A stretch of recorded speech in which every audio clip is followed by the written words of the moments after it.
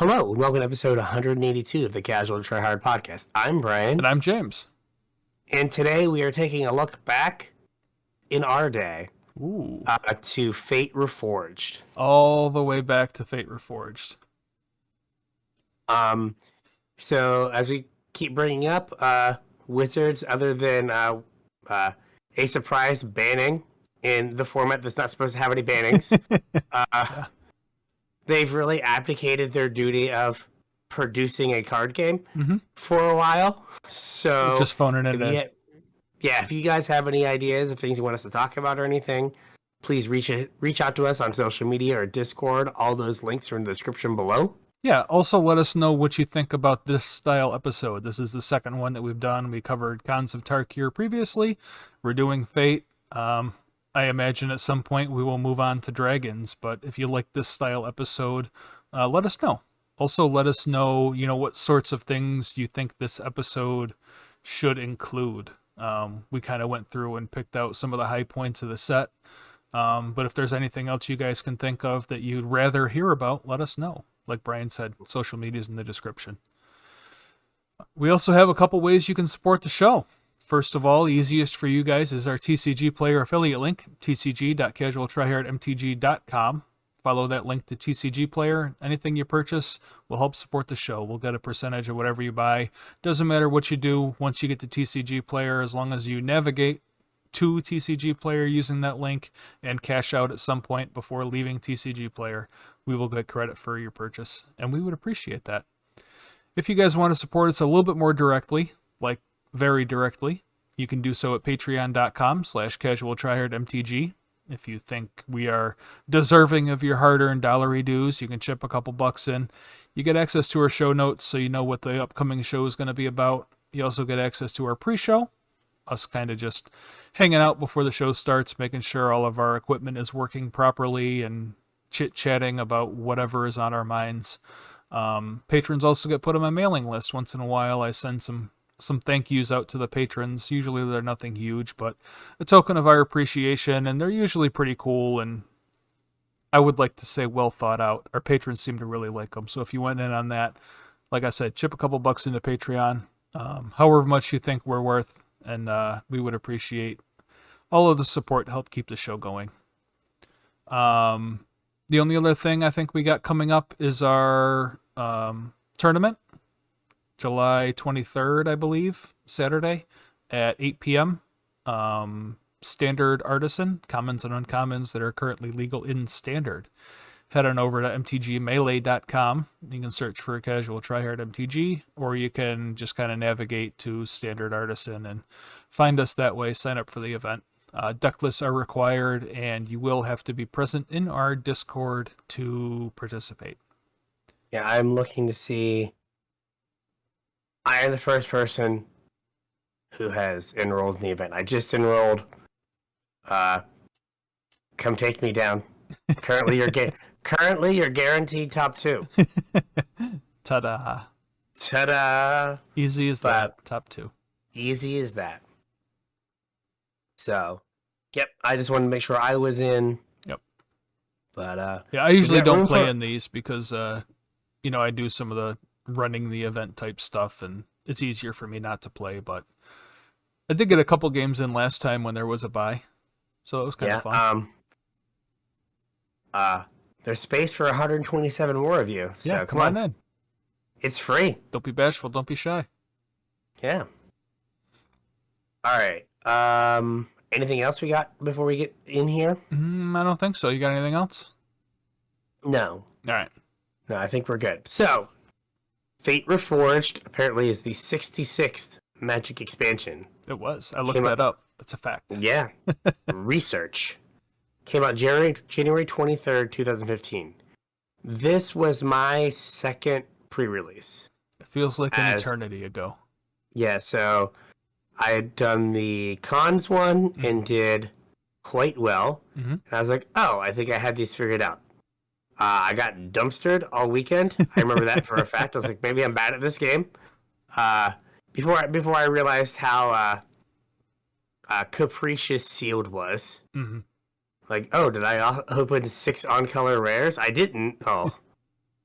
I'm playing against someone who did. Mm. Problem. I think this was, I don't know if you remember or not, Cheaty McCheaty.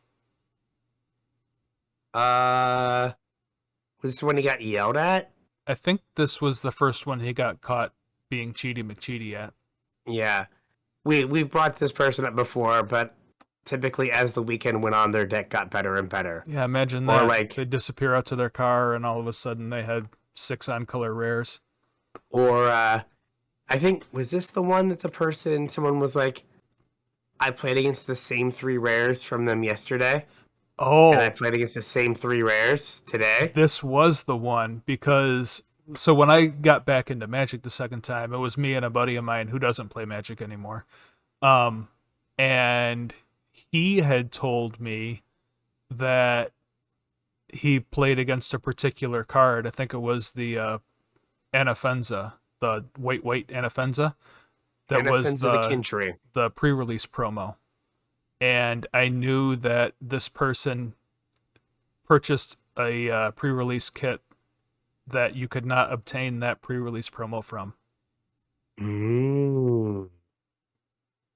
So, yes, this was the pre-release where he got actual caught the first time. The first time. Yeah, the first time. This was also, at least locally, I feel like this was like peak pre-release Magic. Like, this is the one where it was like, I think this is the one where it was like the Friday night pre-release, like the midnight. Like there were like 108 people. Like I remember sitting on the floor making my deck and playing like round 1. Yeah, there was quite a few around this time that were 100 plus players. Yeah, but like in this era, yeah, like this was the first one. Like cons, I don't remember if it didn't feel this big, but I remember the first one for Fate was just like, wow. Yeah, I think one of the Theros ones was like almost 150 players, I think. And you know, for those of you who haven't played at our LGS, especially in like the old location of our LGS, that was quite a feat to have that many people in that building. It had no air conditioning. We're in South Carolina, and even in January sometimes. Well, at this point they had AC. It wasn't until after this that the AC broke. Oh, I just remember the first time I ever went in the store. It was a Sunday evening, and it was Smash. Yeah, and they had all the doors open, and it was still muggy and disgusting. Well, yeah, but they probably had all the doors open because it was Smash night. Fair. Not because the AC wasn't working, and that probably caused the AC to not work. Gotcha. Well, yeah. Anyway, but like I remember this was the first time I was like, oh wow, this is really big for me personally, and like in my mind, I don't think we've ever had a pre-release as big as that one. No.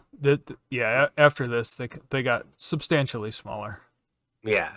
And so the big thing with Fate Reforged is where they killed the 3-block set. Yeah, they kind of did a weird, like, I don't know, cop-out here.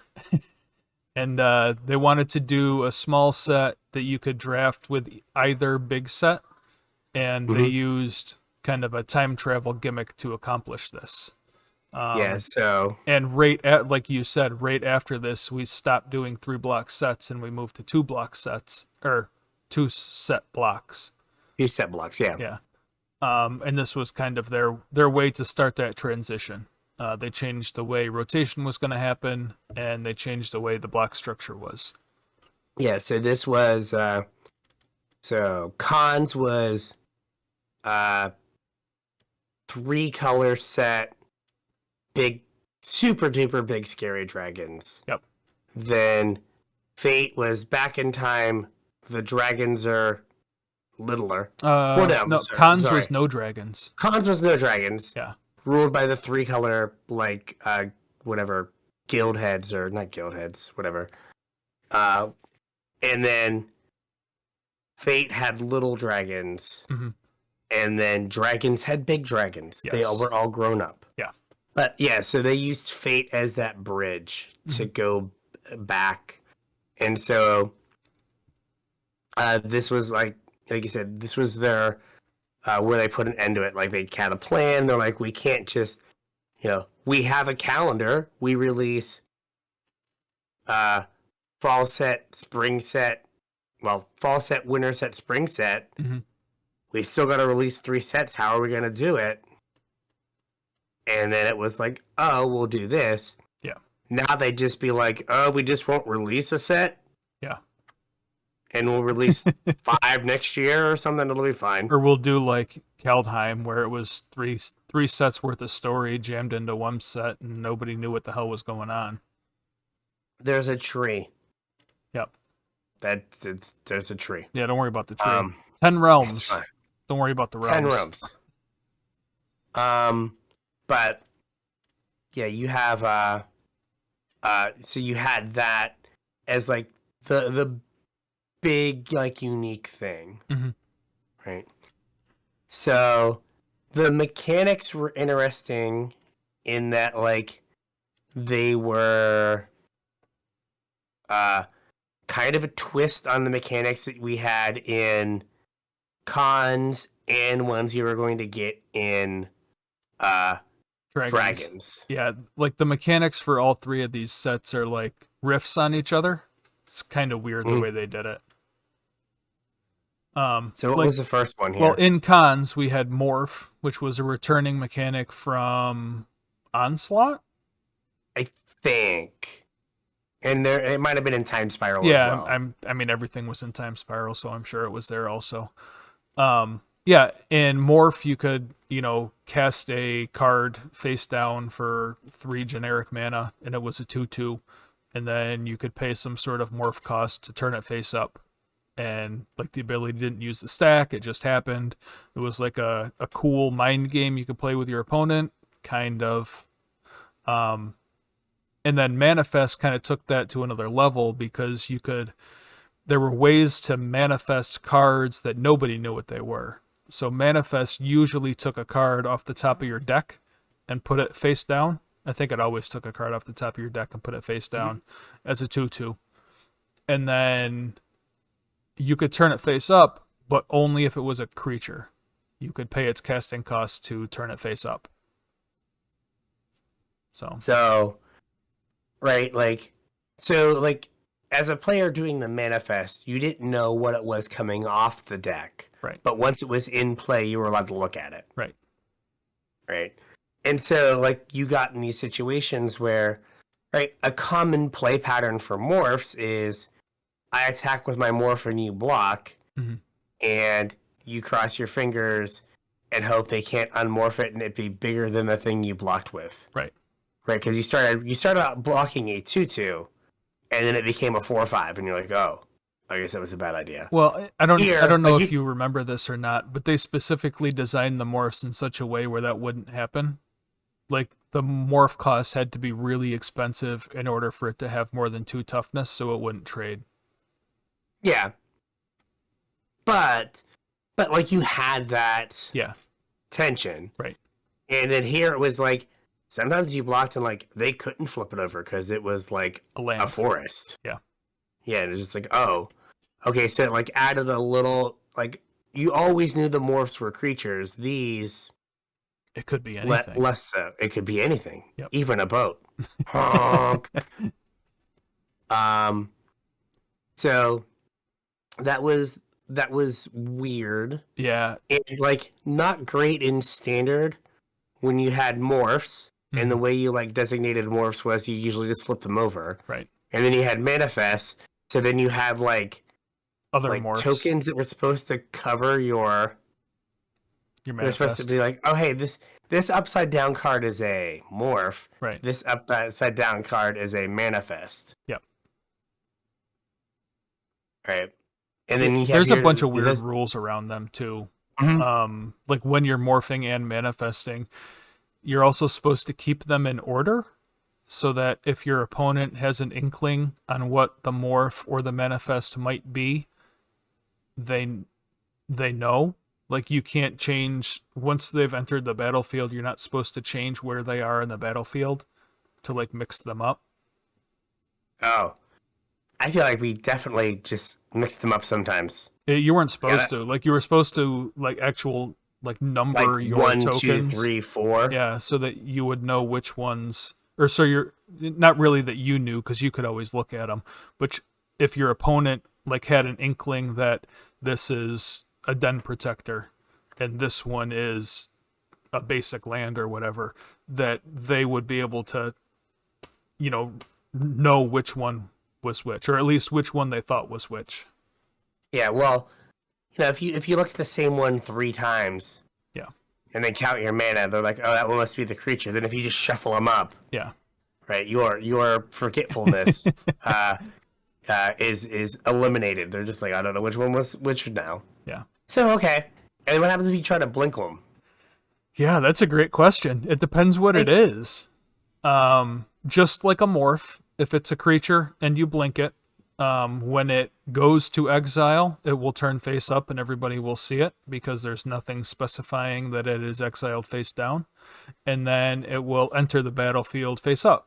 So if it's a morph, obviously it's a creature on the other side, it will enter face up. If it's a manifest, however, it enters the battlefield, it doesn't enter the stack. And a spell cannot be on the battlefield. A spell can only be in your hand, the stack, your library, or the graveyard. So if it's a spell, it tries to enter, but then it can't, so it just stays exiled. So if you have a manifest that's a lightning bolt, and you blink it with like ephemerate or something, it will come back as a lightning bolt, but it can't enter the battlefield, so it'll just stay exiled. Now, if it was a forest, a land can enter the battlefield, and it will be face up. Everybody will know what it is, and it will enter as a forest. So Now we say some all weird this, stuff. like I don't think there were any flicker effects in standard. Probably for a good reason. Yes, probably because it would be a rules nightmare. Yeah.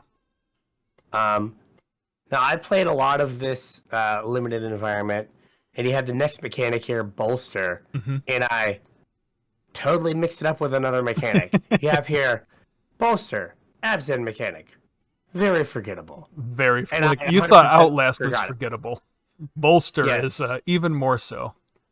So Bolster is whenever a creature comes into play, if it has the lowest toughness of creatures you control, you put a +1/+1 counter on it. So it's a mechanic that sometimes does literal nothing. Yes. Right? Like, if you play a 2/1 with Bolster, right? Or a 2/2 with Bolster. If you then play a 2/3, your Bolster card creature doesn't put a counter on the 2/3. It did nothing. No, it does. No, I thought it's the lowest. It's the lowest Yeah, power. if right? they're tied, you get to pick. Okay. Something still gets a counter. It's not a super strong mechanic because it's always buffing like your least powerful thing, and that's usually not what you want buffed. But I thought if you had like a 2/2 and a 2/3 came in, like if the 2/2 had Bolster, it didn't like give itself a counter. If it's your lowest creature, I think it does. I'm almost positive it does. Because wasn't there a combo with Anafenza where it would just make your whole board infinite? I don't remember. I think there was. This is the content our listeners This crave. is it, yeah. I'm just trying to looking remember things how up it works. on the fly. Like this. Bolster was considered middling in popularity. Yep. Very forgetful. Very forgettable. Yeah, I'm thinking of like... I guess I'm thinking of like Anafenza the Kintree, right? Where if like she had Bolster and it only looked at like each creature that came in, right? Wait. Alright, so... Yeah, choose a creature with the least toughness or tied with the least toughness among creatures you control and put counters on it. Counters on it. Yeah. Okay. Yeah, I'm pretty sure there was a blink count. Well, there had to have been blink if I'm thinking of this combo. But I'm pretty sure there was a blink combo where you just made all your creatures infinite. I don't remember what it Good was,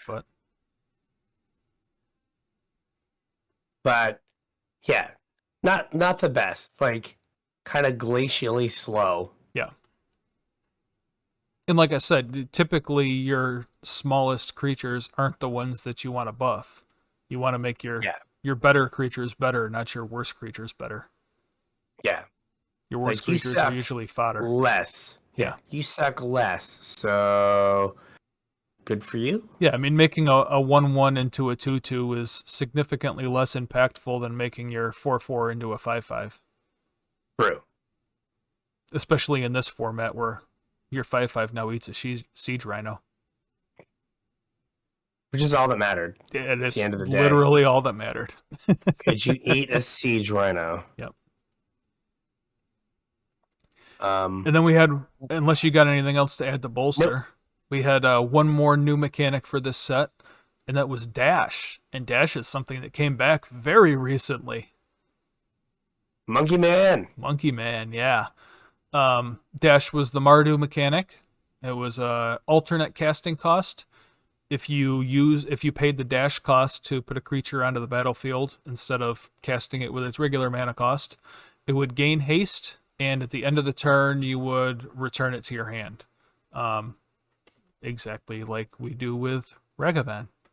Yep. Was weird, like Zergo Bell Striker. Yep. Was the creature that had it from this set, I do believe. Yeah, it was the rare. I mean, there were a couple. You mentioned, I think in our pre-show, you mentioned Goblin Heel Cutter. That was another one with Dash. Yes. So it was a 3 and a red for a 3/2 that when it attacked, something couldn't block, but it dashed for 1 in a red. Something like that, yeah. Or 2 in a red. And that card was great. Solid limited card. I think it saw like a little bit of constructed play, but yeah. Oh, I'd like to apologize to Zergo. Zergo was not in that timeline. Zergo was from Dragons. Oh, okay. Sorry, Zergo. Yeah. But Zergo, like, we'll say this video, but Zergo is like the archetype of, or like kind of emblematic of what happened in the time shift. Yeah. Oh yeah, Alicia was the con for this set, not Zergo. Yeah. Yep. So Dash is very similar to Blitz. Where Blitz, you sack it and you draw a card. Yep. Right, so you stay card neutral. Right. Right, Dash, you're always drawing the same card. You're always drawing the same card. You're getting the card back. Yeah. That you used. It was interesting. Cheap way to trigger ETBs a lot of times. I don't know if there were a bunch that had ETBs. Impact Tremors, that was Dragons though, right? Or was that Cons? Yeah. It wasn't this set. Yeah. It's hard since they had all the same characters. Yeah. But it was a good limited mechanic. Did not see a lot of constructed play. I think other than Goblin Heel Cutter. Until they printed Ragavan. Yes. And then it saw all the constructed play. Because there was like mono red was good at this time, and then later on, green red aggro or like almost mono red was good, and just having a creature that would. This was 2015, right? So we had Rabble and Stoke the Flames. Yes. Yeah. So mono red was very good. Yes. So that was when we had a simpler time. Oh, Dash was 2 in a red. On Heel Cutter? That's what you said. Yeah, okay.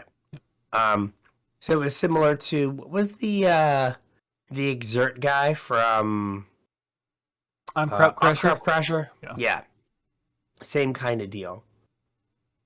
Now that's a card.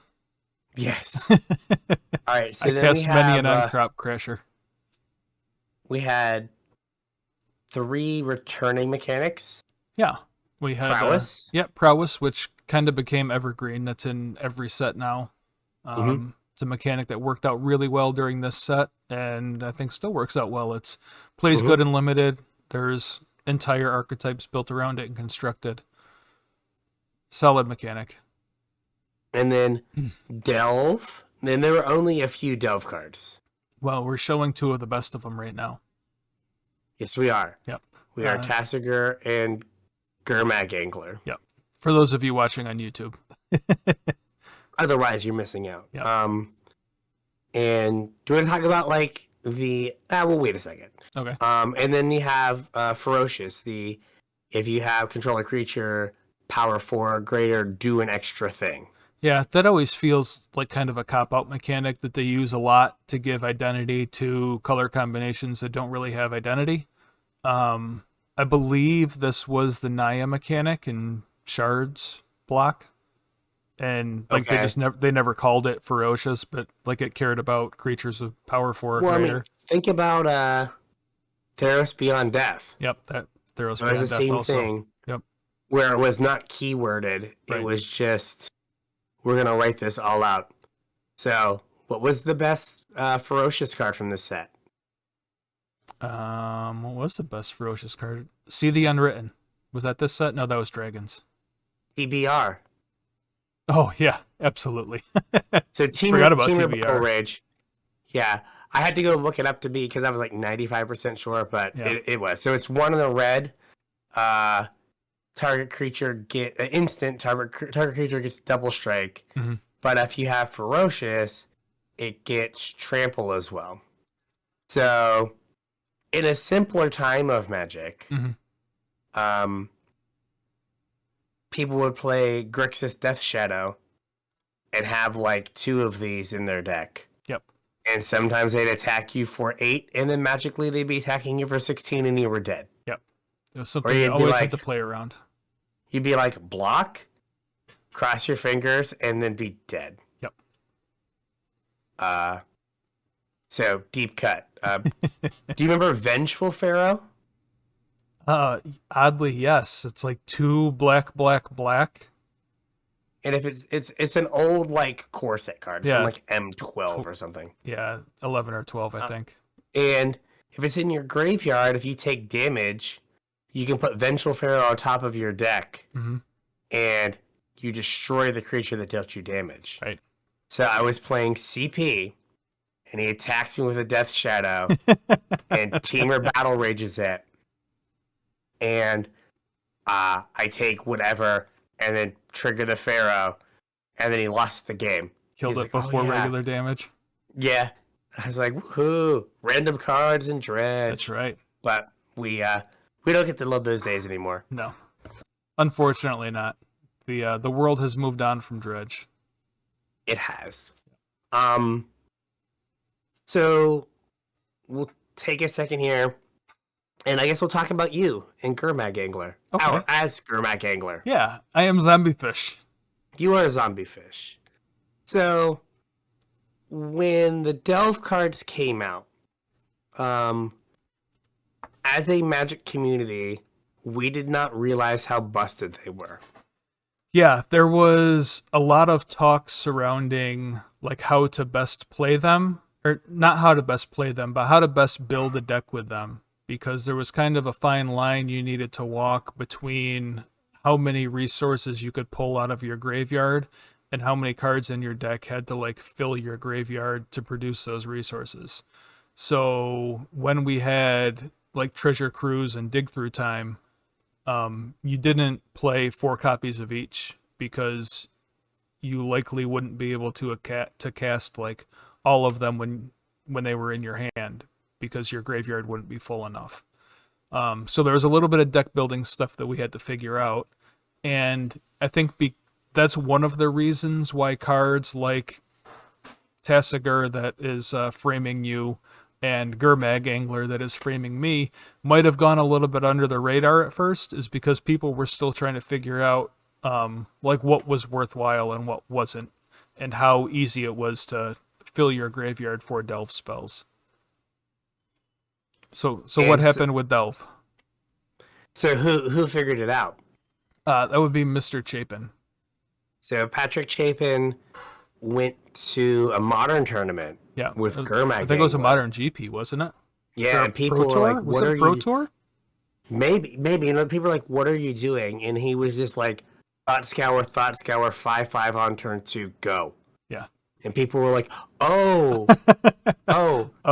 this is like better than Tarmogoyf. This is like that was the bar, ladies and gentlemen. Yeah, was Tarmogoyf, and it was like, oh, this is way better than Tarmogoyf. Yeah, and like I think he did fine. It's not like he won the tournament or anything, but like everyone kind of all at once realized like, oh, this is like super powerful. Yeah, like his placement in the tournament was kind of secondary to what he taught everybody about deck building that day.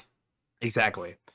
I mean, I think if they were to release like cons into dragons now, like we would all just be like jamming Satyr Wayfinders into Gurmag Anglers and Hooting Mandrills. Oh yeah. Like that'd just be all you would do.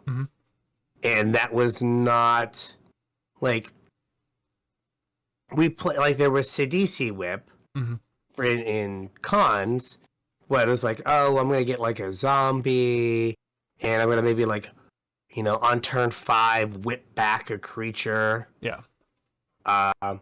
And I think if these were cards now, much like remember that Sultai deck that we put together with like Uro, where it was just like, okay, Uro is busted. How can I get Uro out on turn 4 every single game? Yeah. Right? I think that it would be very much like, all right, Gurmag Angler's busted. If I can play it on turns 2 or 3, what cards do I have to play? I mean, think about like I'm not adjusted to new Magic well. Yeah, because I look at cards like Otherworldly Gaze and go, well, this is bad. Yeah. But like it gets played all the time because it's like, oh, I need to just put stuff in my graveyard. Or like think about the modern deck, not the modern deck, the Pioneer deck, the Neoform, Villmarcus Lorehold deck. Yeah. Right? Where it's like, yeah, every game on turn 3, I play a Tasigur, and then I feed it to a Neoform. Yep. Right? We did not play Magic that way. No. Back then. It was like, well, I'm going to put cards in my graveyard, and I guess I have fetch lands, so I'll get a couple cards in my graveyard, and maybe I'll play like a Gurmag Angler on the cheap. Yeah. At some point. And now I think like it would be like, oh, how can I like turn to a Gurmag Angler every game? Well, especially in formats like Modern, like we mentioned with Patrick Chapin, and even Legacy, like Legacy Delver played Gurmag Anglers forever.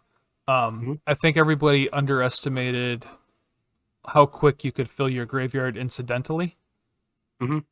Because like there came a point where people weren't like turbo filling their graveyard just to cast Zombie Fish and Tassigurs anymore. It was like, you know, you played your game of Magic and you cast a couple cantrips and you cracked a couple fetches, and before you know it, you're playing 1 mana 5/5s like on turn 4 while playing 2 removal spells. Yeah. You're playing like the rest of your game that turn. Yeah.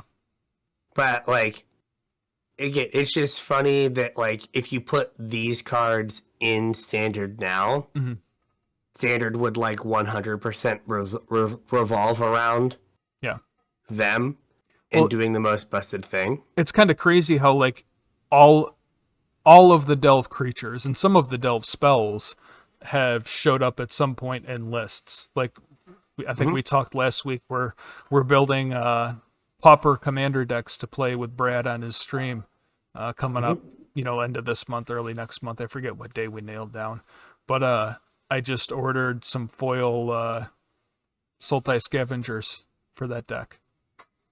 You're foiling out your deck. Look at you. Well, it was the same price to order foil ones as non-foil ones, and fair enough. Could not find my non-foil ones, so but like that card is a relevant card. Like, I mean, it's not great. It's not going to be winning any tournaments, I don't think, but it's a relevant card. And like you mentioned, Hooting Mandrills. I I saw that card in a modern list not very long ago. I mean, there's the Pioneer Neoform deck, which is built around Tasigur and Ooting Mandrills. Yeah. Because they have the right mana cost. Mm-hmm. Yeah, and like, just getting a turn 3, 4, 5, and like also casting a removal spell is pretty good. Mm-hmm. But yeah, it's just interesting how Magic has changed, and like Crokies would be on his stream trying to break these. Yeah.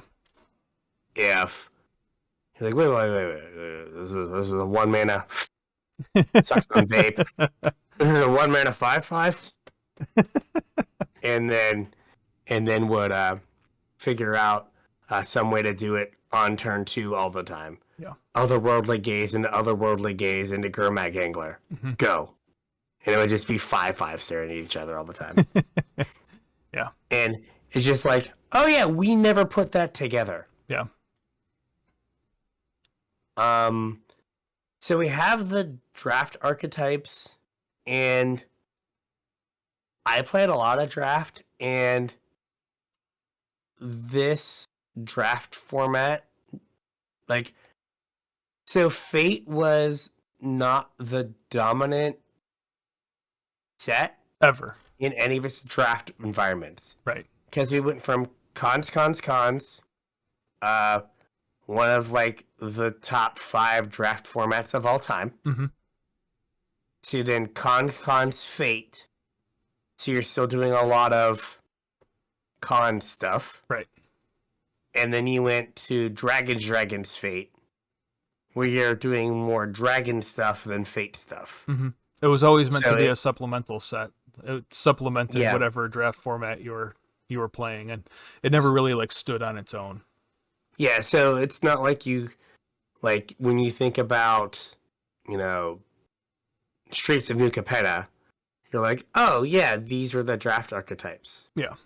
Right? It's very much just like, oh, I was doing similar stuff to what I did in cons, mm-hmm. but I had this third pack that didn't have morphs in it.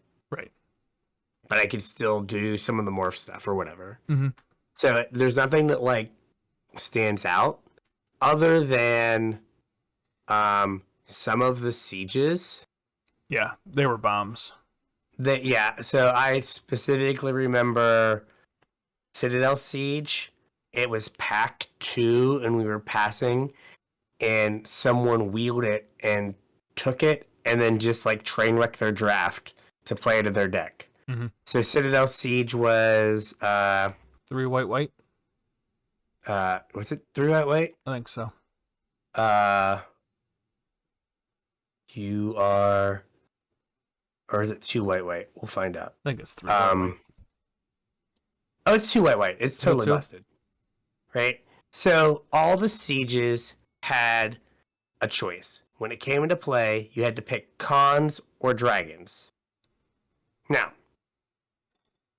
because this is Magic from 7 years ago, they would like print like a token. Yeah.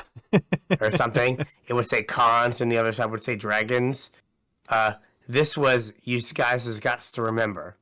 Or you put a little slip of paper. Yes. Basically like you'd write on a piece of paper.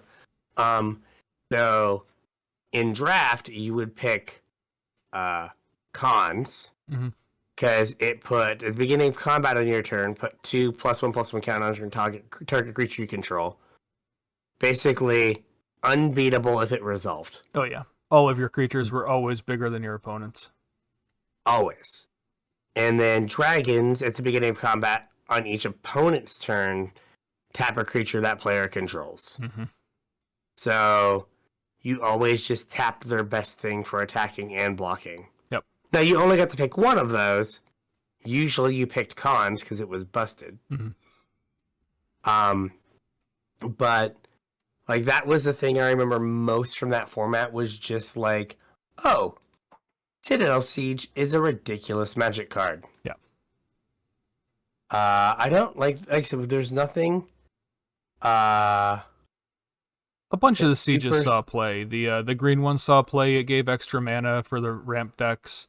Was it Monastery Siege? The blue one saw play. Mm-hmm. The red one saw play too, but I don't remember what it was called. Oh, that's right. That's Outpost Siege. Outpost Siege, yeah, that that one one saw saw play. play in standard. Yeah. And that one gave you an impulse draw. Mm-hmm. Like you exile a card and could play it till the end of turn.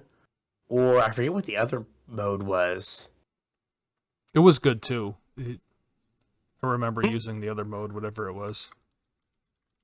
Yeah, it wasn't as good. Oh, here it is. I have it right here. And whenever a creature you control leaves the battlefield, Outpost Siege does 1 damage to target creature or player. Yeah. So it turned all of your creatures into basically devils. Mm-hmm.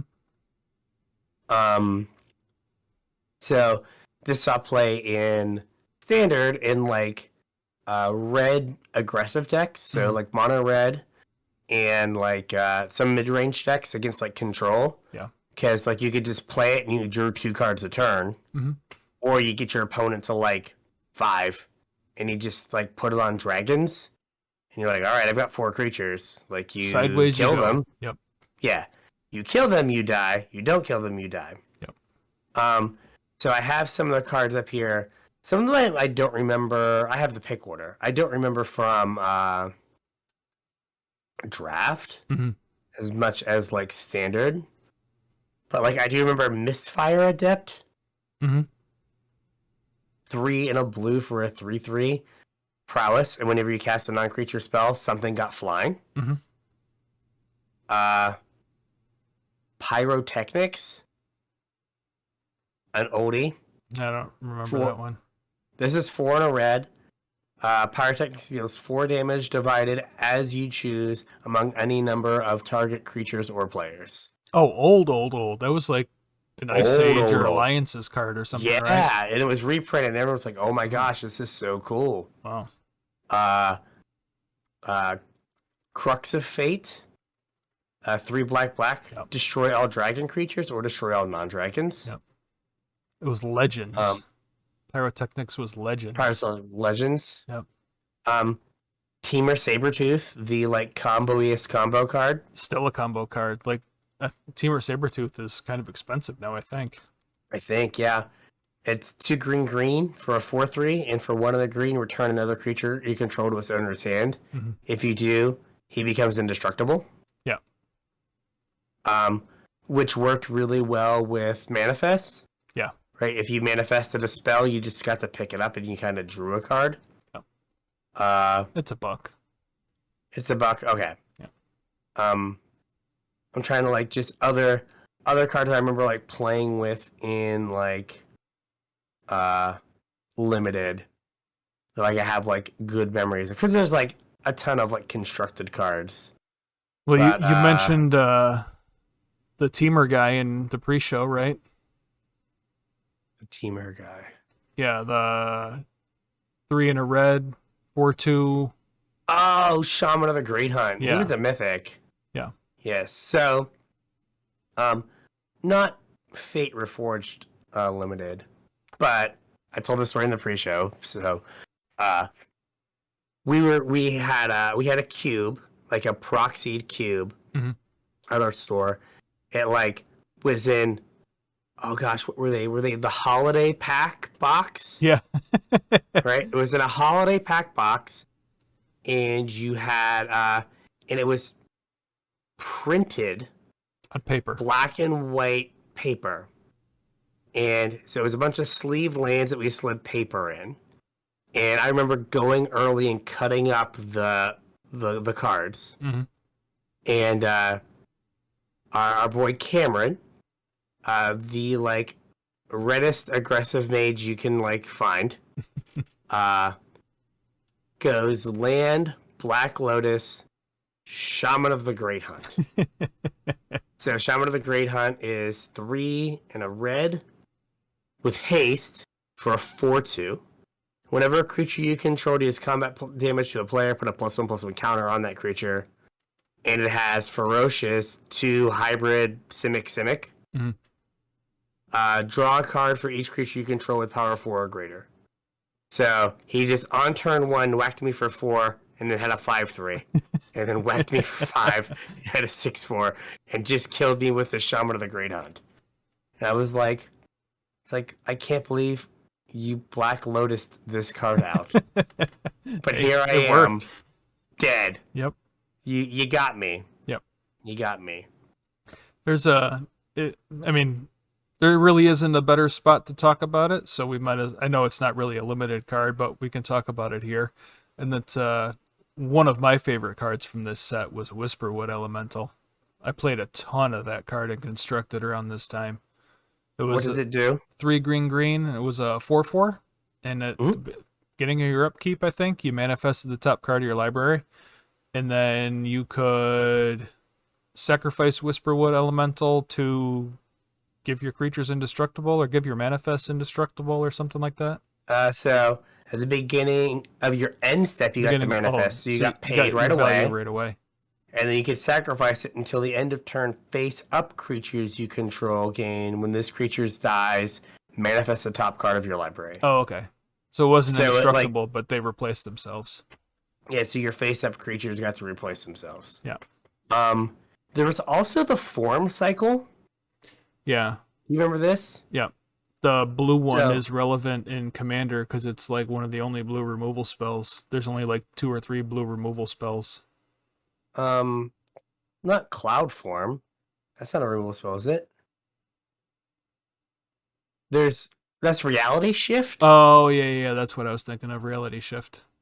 So they're the forms, which are enchantments that enchant that when they enter the battlefield, they manifest a card and then enchant that creature. Yeah.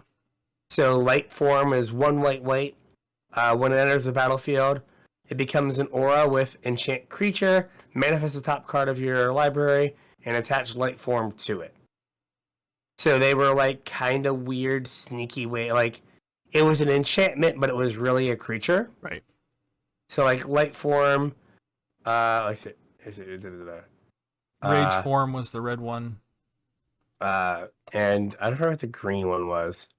Cloud Form gave it flying, right? Yep. Like Rage Form gave haste. Oh, sorry. Cloud Form flying and hexproof. Oh. Yeah, so I'm Light Form flying and lifelink. Like I'm reading the card, and like so I had that whole thing that I read. Then there was a block of italicized reminder text about what manifest was, and then at the bottom, there's just one line like after your brain is already turned off that tells you what the creatures get. Like, oh, yeah, it was just on and on and on and on and on and on and on. But they were interesting. They were like weird rules wise, but like interesting. Here you go. Soul Summons, one of the white manifest top card of your library. Yep. I think that was a cycle I was thinking of with Reality Shift. Yeah. Like I have the list of the pick order for the set, and so I'm scrolling to find where Reality Shift. There it is. Yeah. Exile target creature is controller, manifest the top card of his or her library. Yep. And that is Commander All-Star. Yeah, I mean, I don't know if it still is, but it was until like we started getting a Raven form or whatever in every set, or Frogify, or yeah. Once we started getting those every set, I don't know if it sees as much play as it used to, but that was like a $4 card for a while, I think, because it was one of the only blue removal spells. There's also, we talked about it in the pre-show as well, Sandstep Outcast. Mm-hmm. And I'm gonna tell you what this card does, and all of you 2022 Magic heads are gonna be like, boomer. But you have to understand, when this card was printed, it was a big deal. Mm-hmm. So it is 2 and a white for a 2/1. And when it enters the battlefield, you either get to put a +1/+1 counter on it and make it a 3/2, or you make a 1/1 white spirit creature with flying. So Right? it doesn't have flying and draws you a card and gains you a life? No. Oh. No. But the fact that it made 2 bodies Yeah. for 3 mana was like, I think it was like the first card that did that. Yeah. And it was like, oh wow, this is like so much value rolled up in this card. This is amazing. And now it's just like, cool. Like we get one of those every set now. LSV gives it a C. Yeah. Now LSV gives it a C. But that was a. You'll play it if you have to, but you're not going to be thrilled about it. You're not gonna be super thrilled about it. But like that card was a big deal. Yeah. And like you just don't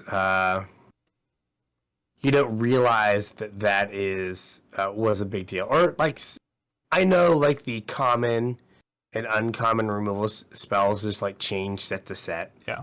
Right? And it's like, oh, the context of the format, but Bathe in Dragonfire deals 4 damage to target creature, and it's 2 in a red. Yeah. Right? We have I know it's uncommon, but Heated Debate from Strixhaven is 4 and it's uncounterable in an instant. Right. Right? It's just funny. Or was it, I don't know if it was in Cons or in this, was it Scouring Sands? Like, is that the one that did 1 damage to everything?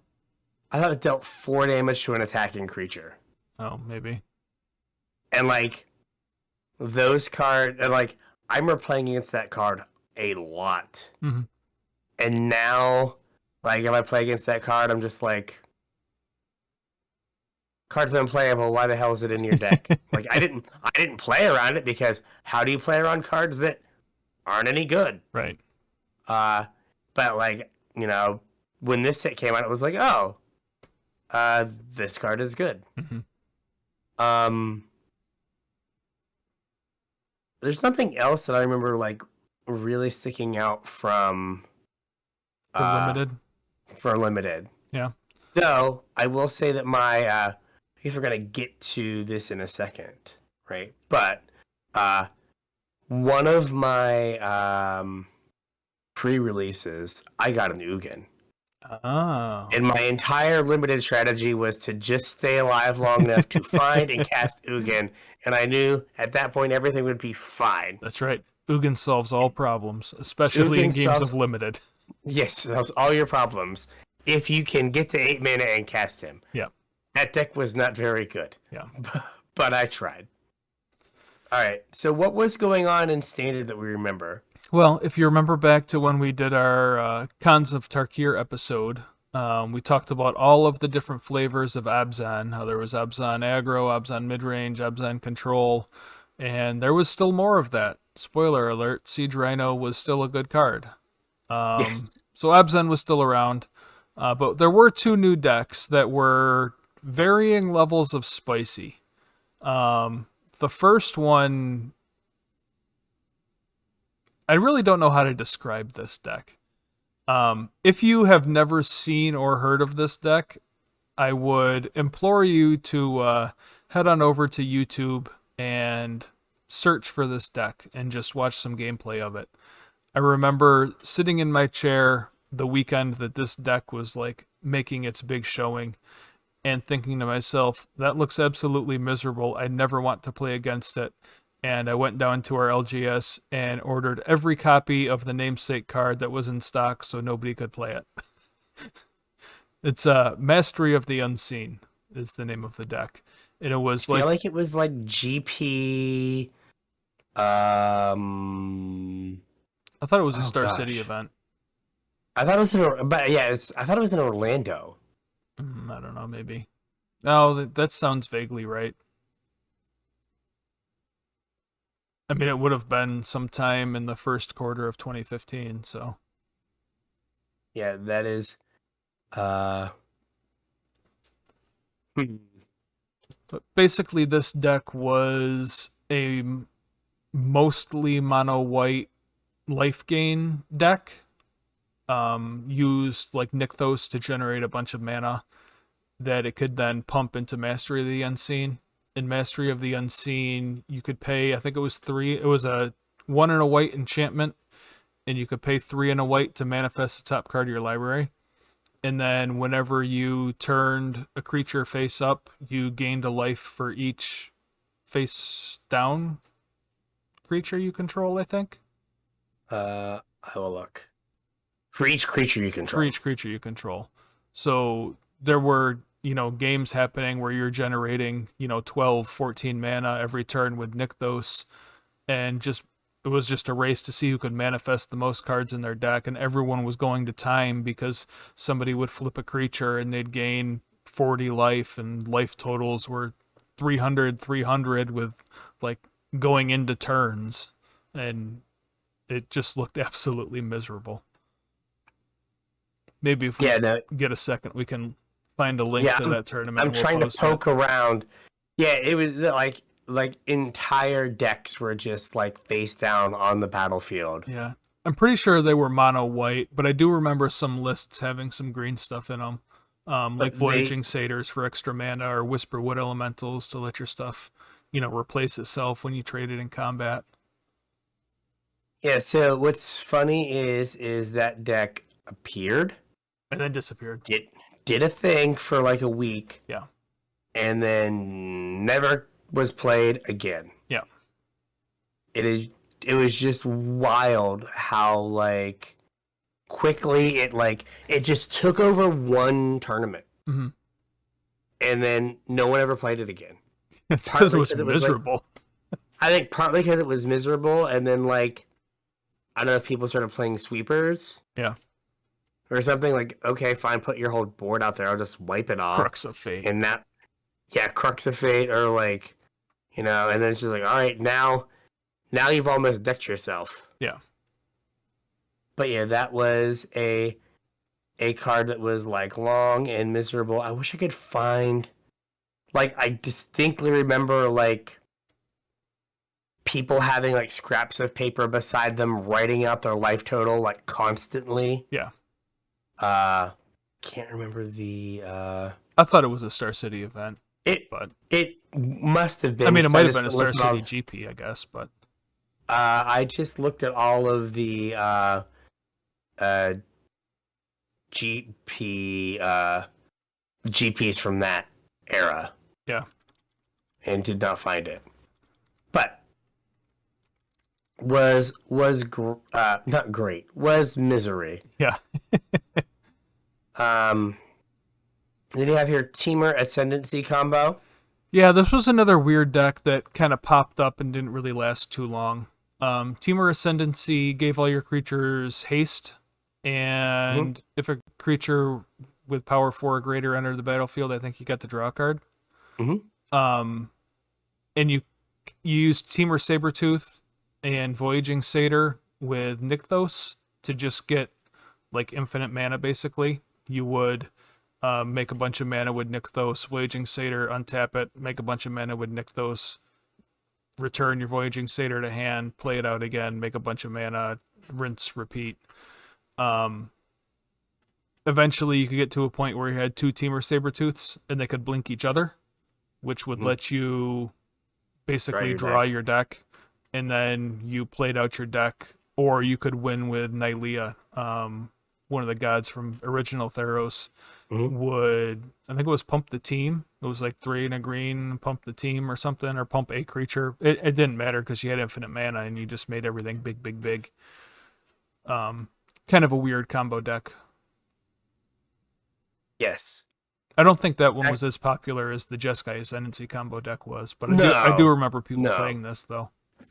No, definitely not as popular as Jeskai Ascendancy, but a neat thing that you could do. Yep. Any other constructed decks from this time you can think of? I think that was basically all the ones that were specific to this point in time. Yeah, I agree. I don't think there was a whole lot that was there's some cards that I want to talk about that didn't get a lot of shine when they were in standard, but have had lives of their own later on. Okay, well, we can get to that in a minute. Do you want to talk about some of the hyped up cards during pre-release? Mm-hmm. Do you remember like the spoiler season for this set at all? Not a ton. I remember people losing their mind over Ugin. Yes. I think both from like a lore point of view, like oh my god, they printed Ugin. Yeah. And like when you read Ugin, just to remind all of you, if you haven't been playing an arena and have someone like start a game with Soulfire Void and just be like, I know where this is going. Ugin, the Spirit Dragon, is 8 mana for 7 loyalty Planeswalker. +2, deal 3 damage to target creature or player. -X, exile all colored permanents. Exile each permanent with converted mana cost X or less that is 1 or more colors. So he's at 7, you can come down on 8 and put everything 6 mana or less into the Shadow Realm and still have an Ugin. Yeah. Which is basically everything. Yes. Except for you. Except for Mag Angler. That is correct. And then -10 is you gain 7 life, you draw 7 cards, then you put up to 7 permanent cards from your hand onto the battlefield. Now, the reason people were super excited about the ultimate, other than that it is win the game, but with more words, is it is the opposite of Nicol Bolas, the original Bolas. Yes, he's. Which one is he? He's Nicol Bolas. Planeswalker. Yep. So, what are we gonna call this Nicol Bolas? Planeswalker. Done.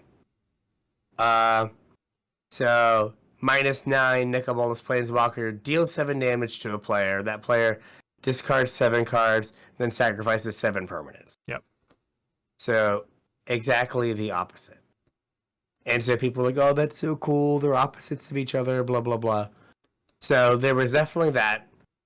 This card has stood the test of time. You have here that he's currently $25. He was way more than that for a while. Oh, yeah. He was, I think, around $100 for a while. Yeah, I should have got off mine.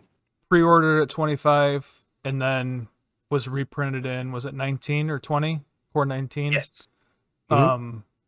Fell down some, was expensive while it was in standard. It was certainly more than $25 while it was in standard, and has now kind of stayed at the $25 mark. So interesting. It will probably climb back up as we get further from that reprint. Yeah, I'm sure. Then we have Soulfire Grandmaster. Yeah, do you remember this one? Gave your instants and sorceries lifelink and let you buy them back? For 2, is it hybrid? Yeah. So it was 2 and then is it? Yeah, like that costing 4 mana was too many manas. Yeah. Right? You had to have like a really cheap spell to make that work. Yeah. And it's just a 2 mana 2/2. Fragile. So, yes. So like everyone was like super hyped for it, but then it just didn't end up panning out. Yeah. And, I looked it up. It was pre-ordering at $21 and is currently almost bulk. Yeah, the only time you see that card played is like in Cube when someone has 6 mana and a Time Walk. Yeah. And then you just don't get a turn again. Yeah. And then a card that another Delve card that if we were playing now, it would be miserable because it'd be the only thing standard would be about. Right. Is Temporal Trespass.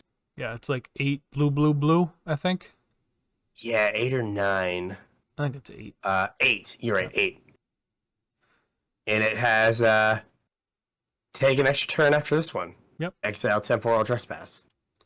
They I feel like no one played that card.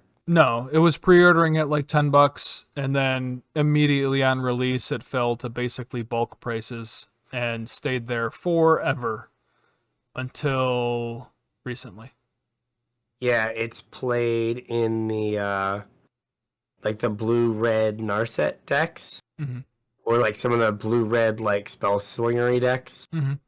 as like a 1 or a 2 of. Well, it was As a in, I way, think it was in Phoenix until the last banning, right?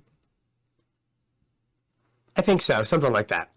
Where it was basically just like a way to get like that one extra like attack in Yeah. to close out a game. Yeah, oh, they're still expensive. They're still $34. Yeah. But like again, if this was current Magic, like we would just be everyone would be like casting Temporal Trespass on like they'd play a 2-drop and then they would somehow Temporal Trespass you on turn 3. Mm-hmm. And be like, oh, that sucks. I guess Yeah. it's just an Explorer that hits me for 2, but still. Yeah. So yeah, those were the ones that like were super duper hyped. Like I don't think anyone cared about Tasigur, and like Tasigur was like one of the most played cards from.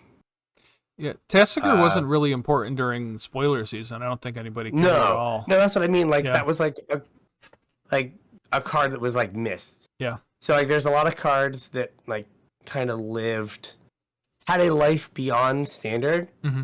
that like were kind of missed. Yeah. Right. So we already kind of talked about Ugin a little bit, right? yeah, Ugin wasn't missed. We talked about Gurmag. Yep. Like And Tasigur. Gurmag was a legacy and modern staple for like 4 or 5 years. Mm-hmm. I mean, so was Tasigur. Yeah. I remember going to, was it Richmond, I think, when we were at GP Richmond, and the first Double Masters had just come out, and Tasigur was one of the box toppers for the first Double Masters, and I went around and picked up my borderless foil copies, and now nobody plays it, so that was a wasted investment. So, what's interesting is Tasigur played more in Modern than he did in Legacy because of Caracas. Right. Right, so Gurmag Angler was better because it was better against Caracas. Yeah. And then Monastery Mentor, which was another card that was super expensive. It was like a $30 mythic. Yeah, I remember I pulled, in my box, I pulled a foil one, and I traded it for a playset of regular ones. Good move. Yep. And they're still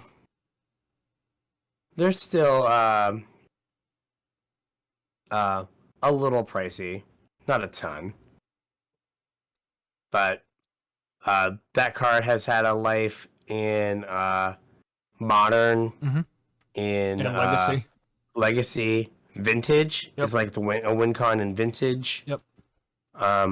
Since Prowess is just non-creature spell, like it triggers off your Moxen, it triggers off all the baubles, like Mishra's Bauble.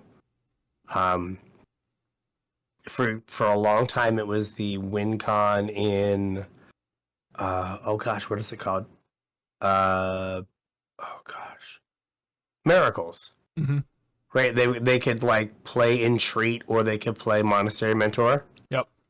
And a lot of people thought that Monastery Mentor would give them a faster kill. Yeah. For like kind of like a less of a mana investment and kind of less work. Or like if you're like, oh man, I'm short on time because I'm playing Miracles, I'm just gonna like put in my Mentors.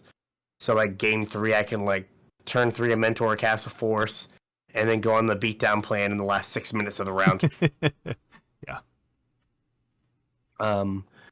But like, so we missed your favorite card.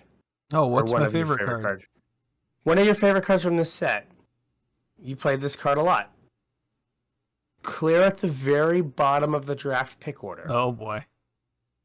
Rally the Ancestors. Oh yeah, I completely forgot that was in this set. So Rally the Ancestors is X white for an instant. Return each creature card with converted mana cost X or less from your graveyard to the battlefield. Exile those creatures at the beginning of the next end step, and exile Rally the Ancestors. Yep. Right, we've kicked around like a kind of a black-white zombie deck that uses whatever that March spell is. Mm-hmm. But like Rally the Ancestors as just like, from what was that? From Rally, right? From Rally, yeah. Yeah. Getting back a bunch of like paying 4 mana and getting back 10 creatures that do anything when they come into the battlefield. Yeah, is amazing. Right, especially when there's, a million abilities stapled to every creature nowadays. Yeah. So like this card had a long life in Standard, and kind of hangs out on the fringes of formats like Pioneer, maybe Modern. Like, it's a card that if you told me in like 4 years, you like do a little bit of work and then you like make X equals 3 and you just win the game, would not surprise me in the least. I'd be like, oh yeah, makes perfect sense. Totally.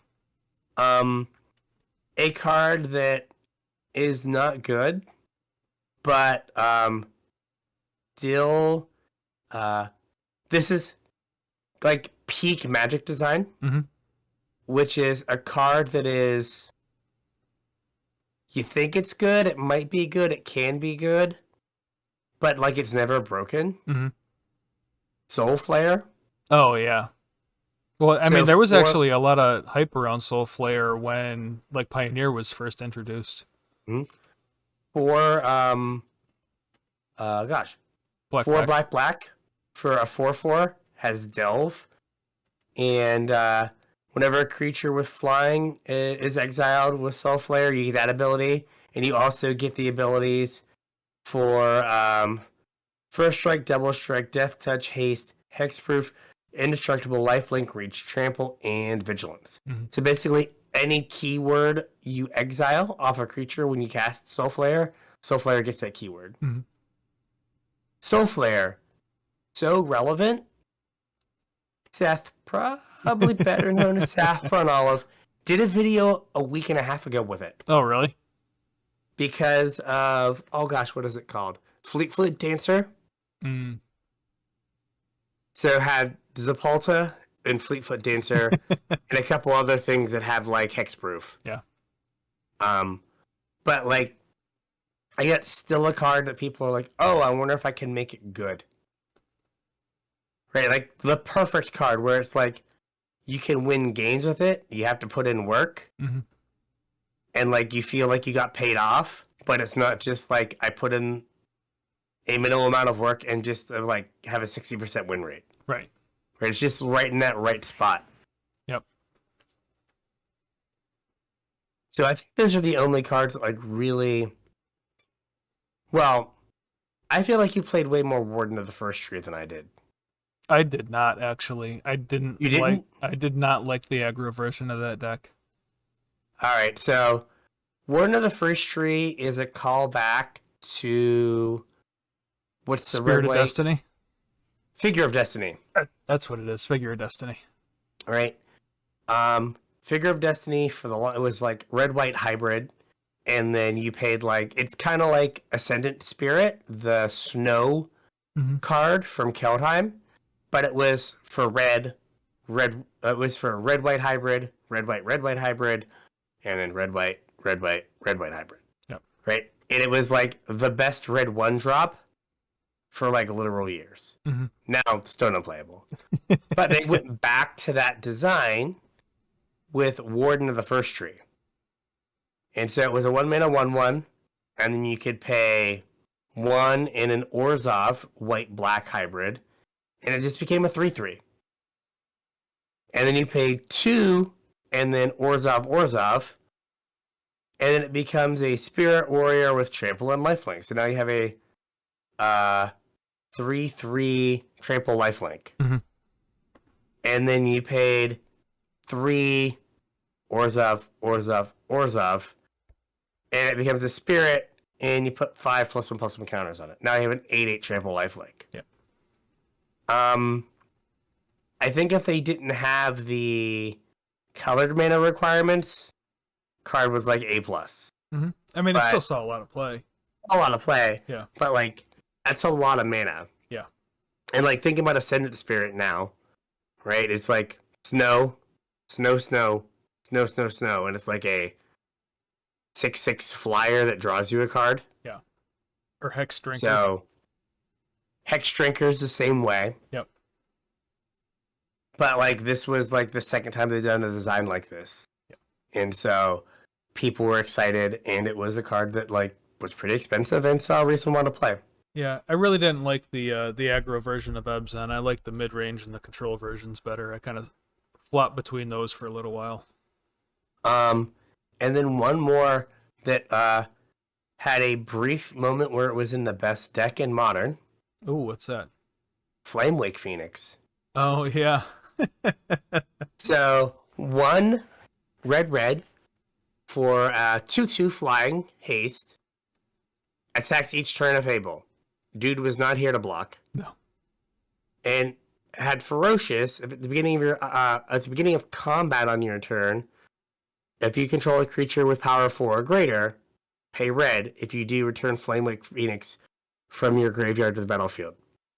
So there was this brief history, or a brief point in time, where everyone was playing Hallowed One.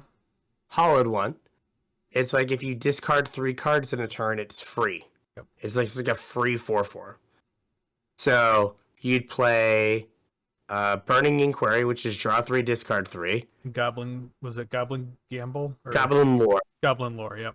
So Burning Inquiry discarded randomly. Goblin Lore was 1 in a red, draw 4, discard 3 at random. Mm-hmm. And you'd hope that you would not discard your hollow ones and just drop like 2 4/4s on the battlefield. Yeah. And then the Flame-like Phoenixes you discarded, you got back. Mm-hmm. For free. Yeah. So, for a brief period in time, this was like the thing to do in Modern. Yeah, I mean, it could kill like on turn 3, right? Yeah, pretty easily. Yeah. Not that I ever see them putting Burning Inquiry or Goblin Lore. Burning Inquiry made both players draw 3 and discard 3 at random. Right. So it not also, only could it help you, but it could hose your opponent. Yeah, if they discarded all their lands, yeah, you could just like mulligan your opponent. Yep. Get them. On turn 1. Again, Flame-like Phoenix is a card that if you told me that like, I don't know, not that I think they would ever print Burning Inquiry, but that you were like, yeah, they printed Burning Inquiry, and be like, oh, like this card's gonna be $10 in Pioneer. Yeah, it requires them to like have a stroke, but based on like current Magic design, like stroke is not out of the realm of possibilities. Yeah, I don't know if they would actually print Burning Inquiry, but I could definitely see him putting it on Arena. Yeah. Alchemy Horizons, like, Burning Inquiry. Burning Inquiry, Hollow One. Yeah. Right. So that card kicked around for the longest time. Yep. Oh, one more. This didn't see play. Oh, it's not. Never mind. Remember Frostwalker? Is that the 3/1? It's a 4/1. 4/1? For 1 in the blue. Yeah. Becomes the target of spell or ability, sacrifice it. Yep. Like, I feel like people like sideboarded into that. When this format was brand new, that was a deck. People played that card. Like main deck. Yeah, just like beats. Yeah.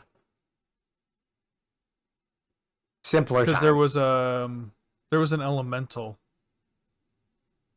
that you played. It was like a green elemental that got you lands maybe, but needed a creature with power 4 or greater, and that was a way to turn it on. Oh, I don't remember that. Such a long time ago. Embodiment of Spring, is that what it is? Oh! Yeah. I remember that name. I don't know if I could tell you what the card did, but I remember the name. Yeah, that was a long time ago. I don't super remember. Oh. You even start Embody. It comes right up. Yeah. It's from Cons. 1 in the green is a blue for an 0/3. Mm-hmm. 1 in the green, tap, sacrifice it, search your library for a basic land, put them on the battlefield, tapped and shuffle. So yeah, it didn't really know know what I was like thinking of. Yeah. There was another card that like You use the Frostwalker to turn on. I just remember that card and being like seeing random play. Yeah. And like not understanding. Yeah.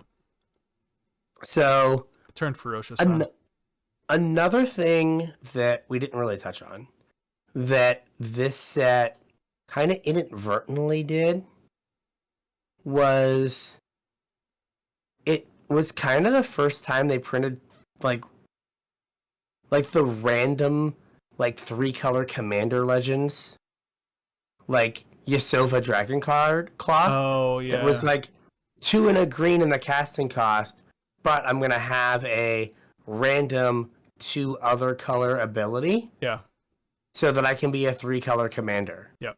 And there was like a cycle of them. Yeah, Tasigur. We mentioned Alicia. Yeah, Tasigur, Alicia, Shu Yun, the Silent Tempest, which was secretly, or not so secretly, one of the best tiny leaders. Never forget tiny leaders. But one of the best tiny leaders was Shu Yun, because whenever you cast a non-creature spell, you got to give something double strike. Yeah. Which is always good. Mm-hmm.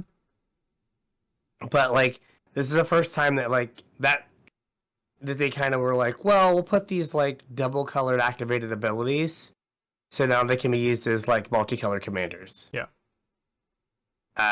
Now like they can't help themselves; they do that like in every set. All the time. Like, why does this have a blue-green activated ability? And you just go, oh, commander. Yeah. Like, Tatsunari Toad Rider.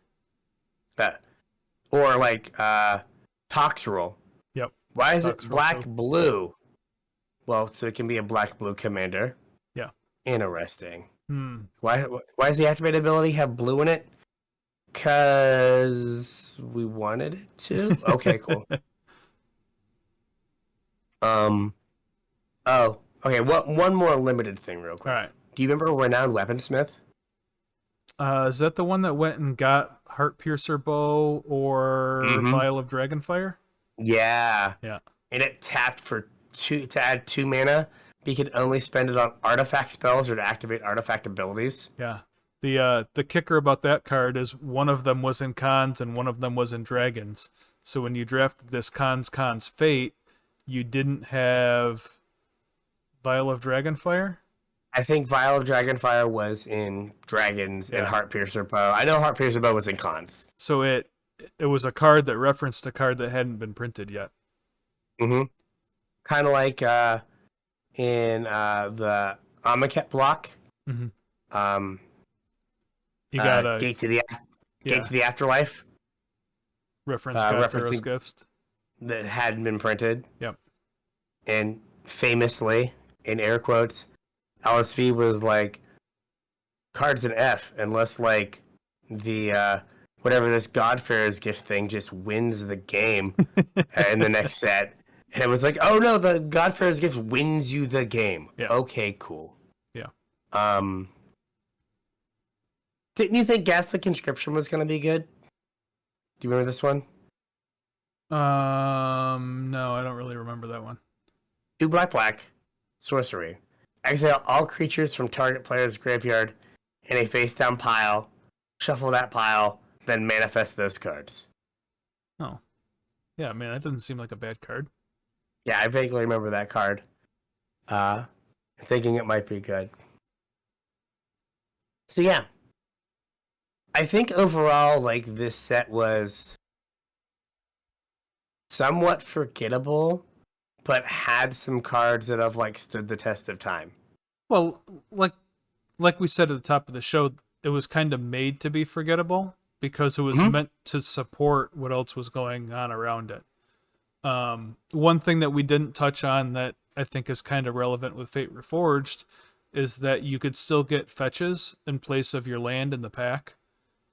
So it was, even though, you know, there might not have been a ton of reasons to crack Fate Reforged, you could still get fetch lands out of it, which are always relevant.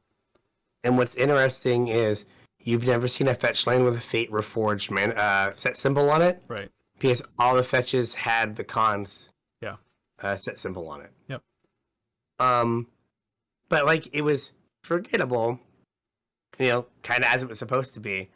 But it had some cards that like have stood the test of time across multiple formats. Yeah. As both in that like, hey, I'm really powerful, and like I'm interesting and fun. Yep. And you want to try to build around me.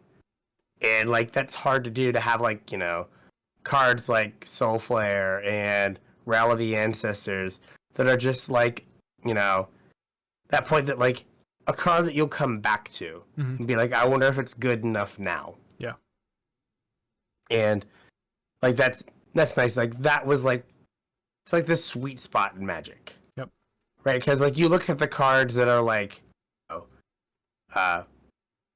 like there's like Whisperwood and Ugin, but there aren't like a ton of like 11s. Right. And yeah, I mean, Whisperwood was format defining in Standard, and I bet you half our listeners have never heard of it because it, did nothing outside of that. Yeah. It's a 4/4 that makes a 2/2. For 5 and you can mana. just kill it. Yeah. And we don't get those anymore. Yep, everything has to pay you back as soon as you cast it. Soon as you cast it. There was one more thing neat about this set, and you had put it down and reminded me about it. Yeah. The Ugin's Fate promo packs. Yeah, there was like, I think it was during pre-release or on release weekend, or I think it was on release weekend. There was like a little dice rolling game that you could play, and it was like this, I don't know, like a display that your game store would set up, and depending on how you did in this little game, you would get a promo pack that had like 2 or 3 cards in it, and they were cards from Fate Reforged, or there was certain cards from Fate Reforged or Cons that had like alternate art on them, and like the thing was that the block started in Cons, and then you went back in time to Fate Reforged, and you changed things, or like the world had changed going back in time, and then going forward from Fate Reforged, the world was different, and like Cons never existed anymore. So the Fate Reforged, or the Ugin's Fate promo packs, were cards from, I think they were Cons cards that had art as if they were the new timeline. So there's a mix, because there's like I knew reality Ugin was there. Yeah, Reality Shift had different art. It had like Ugin. Well, the Reality Shift art is a person in like a blue ball of energy, and then the Ugin's Fate promo is that same person, but it's zoomed out, so you can see that Ugin is over them making the ball of energy. Gotcha. Yeah, like that Ugin is still $70. Yeah. That Ugin was like close to 200. Yeah, for a while. Like that first opening weekend. It was like fun. And what's funny, like Altar of the Brood is $18, or market price is $25. And then Ugin market price is $90. I always read the big as low as, but then that's never the one I would ever buy. Yeah. And then like all the other cards, except for like there's like Reality Shift is like $5, and Ghost Fireblade is $2. But then everything else is like super cheap, which is like fine. Yep. Like it was a cool thing though. It was a very cool thing, and this is back when they like gave you actual cards. Right. For promos and stuff. Yep. Opposed to here's a token. Now they just give you like 2 manifest tokens, pat you on the back, and be like, "Good job, buddy." Yeah, it's a double-sided morph manifest token. Yeah, just to confuse you even more. Oh, I sneezed. Which one was it? I don't know. Who knows? Who cares? Yeah. Oh, I do remember having numbered morph tokens. Yeah. So yes, I was a good boy. And I guess Grim Horospex is for some reason $9. Yeah. That's from Cons, but that one is $9. But yeah, that was a super neat thing. Mm-hmm. Like, people were excited to try to get them. So, I remember this fondly. Mm-hmm. It was like, a this good era like of Magic. period. Yeah, I don't necessarily remember like this set, or I don't think I have any, tournament stories or anything from this time, but I remember this period in Magic fondly. Yeah, like, I don't think we were doing tournaments at this time. Yeah, probably like, not not. big ones. So, all right. With that trip down memory lane, I think we have a show. We have a show. So we are boomers. This is from a million years ago. Like 7 years now. Yeah, Ooh, long time. long time. But if you have any show ideas for us or anything you want to hear about, please let us know. Get at us at on social media or on Discord. All those links are in the description. Yeah, or if there's something in particular to these sorts of episodes that you'd like us to do differently. This is the second one that we've done, and we're still trying to kind of nail down the template for them. I think they're fun episodes. Hopefully you guys enjoy listening to them or watching them. Other than our social media stuff, if you guys want to help support the show, hit us up on our TCG Player affiliate link, tcg.casualtryhardmtg.com. If you want to support us more directly, you can throw a couple bucks directly at us through our Patreon, patreon.com/casualtryhardmtg. Don't forget about our tournament coming up Saturday. I believe it's July 23rd, 8 p.m. East Coast time, Standard Artisan. You can go sign up on mtgmelee.com. Got anything else for this week? I should have the link for the tournament in the description. Okay. You should just go click on that and get in. Perfect. If you're going to throw money at us, we prefer bills. They hurt less than change. Hey, I'll take change. But I'm not picky. Rolls of pennies just hitting us in the head. No, so with that, we'll catch you on the internet. We'll catch you on the internets.